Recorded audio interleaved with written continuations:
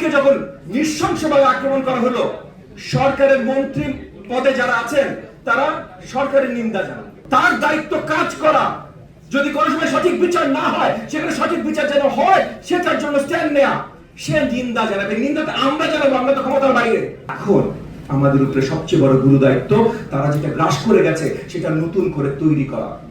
তো সেই জায়গা থেকে আমি বলবো, এবং এইগুলোর জন্য এটা আমাদের দেশে কিন্তু প্রথম না, এর আগে অনেক জায়গায় হয়েছে, অনেক জায়গায় হয়েছে যেখানে ওই স্বৈরাচারী সরকারের পতনের পর নতুন যে সরকার এসছে তারা শক্তভাবে একটা অর্ডার এস্টাবলিশ করতে পারে নাই।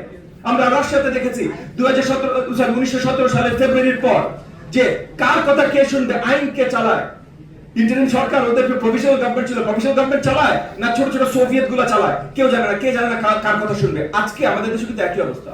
ইন্টারিম গভর্নমেন্ট বড় কিছু হয়, এই যে নূর একজন রাজনৈতিক নেতা, সে জুলাই গণঅভ্যুত্থান বা তার আগে অনেক জায়গায় আন্দোলনের নেতৃত্ব দিয়েছে, আমাদের সাথে যুগপৎ আন্দোলনের পার্টনার এবং ছিল এবং ইনশাআল্লাহ থাকবে।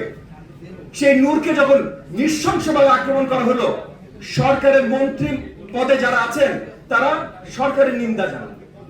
এটা কি আপনি একটু যদি চিন্তা করেন যে সরকারের দায়িত্বে আছে, পরিচালনার দায়িত্বে আছে, তার কাজ হলো অ্যাকাউন্টেবিলিটি, তার দায়িত্ব কাজ করা, যদি কোনো সময় সঠিক বিচার না হয় সেখানে সঠিক বিচার যেন হয় সেটার জন্য স্ট্যান্ড নেয়া, সে নিন্দা জানাবে। নিন্দাটা আমরা জানাবো, আমরা তো ক্ষমতার বাইরে। সরকার থেকে নিন্দা জানায়। তো সরকার থেকে যদি এতখানি করতে পারে তাহলে আপনি বুঝেন যে আইন শৃঙ্খলা বাহিনী থেকে শুরু করে সবাই সন্দিহান কার কথা শুনবে, কার কথা শুনে কাজটা হবে। তো ওই যে রাশিয়াতে এরকম হয়েছিল, ফ্রান্সে একই অবস্থা।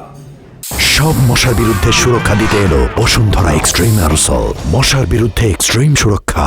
ফ্রান্সে 1794 এ আপনার ফ্রেঞ্চ রেভলিউশনের পর প্রথমে শুরু হলো reign of terror, Jacobin the reign of terror, সবাই মারো পিটো উঠাও, তারপর আবার পুরো সুর পাল্টে গেল হোয়াইট টেরার।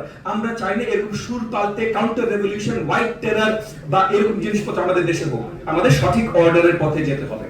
তো আমি বক্তব্য ছোট রাখবো, সঠিক অর্ডারের পথে যেতে হলে আমাদের কি করতে হবে? আমাদের যুগপৎ আন্দোলনের পক্ষ থেকে বিএনপির নেতৃত্বে এবং বিএনপির মাননীয় ভারপ্রাপ্ত চেয়ারম্যান জনাব তারেক রহমানের নেতৃত্বে আমরা অনেক আগে কিন্তু 31 দফা দিয়ে আছি। এই 31 দফায় পরিষ্কার কাঠামোগত উন্নয়ন দেয়া আছে। আজকে আমরা ওই যে কনস্টিটিউশনাল রিসেট, সাংবিধানিক রিসেটের যেটা কথা বলছি, যা যা আলোচনায় সাংবিধানিক রিসেটে হয়েছে এর মোটামুটি সবকিছু কিন্তু আমাদের 31 দফায় অলরেডি ধারণ করা ছিল।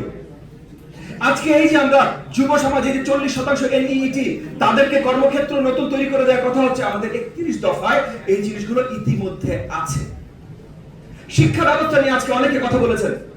আমাদের 31 দফায় শিক্ষা ব্যবস্থায় আমরা কি কি করতে পারি, যে 20টা স্ট্রিম অফ এডুকেশন আছে, এগুলোকে মিনিমাইজ করে কিভাবে আনতে পারি, স্ট্যান্ডার্ড গুলো কিভাবে সেট করতে পারি, টিচার ট্রেনিং কিভাবে করতে পারি, ভাষাগত ভোকেশনাল কি কি ট্রেনিং দিতে পারি, এগুলো কিন্তু প্রিন্সিপাল গুলো 31 দফায় আছে। এবং 31 দফার প্রিন্সিপালের ভিত্তিতে পুরো নীতিমালার উপরে কাজ কিন্তু আমাদের তরফ থেকে করা হচ্ছে।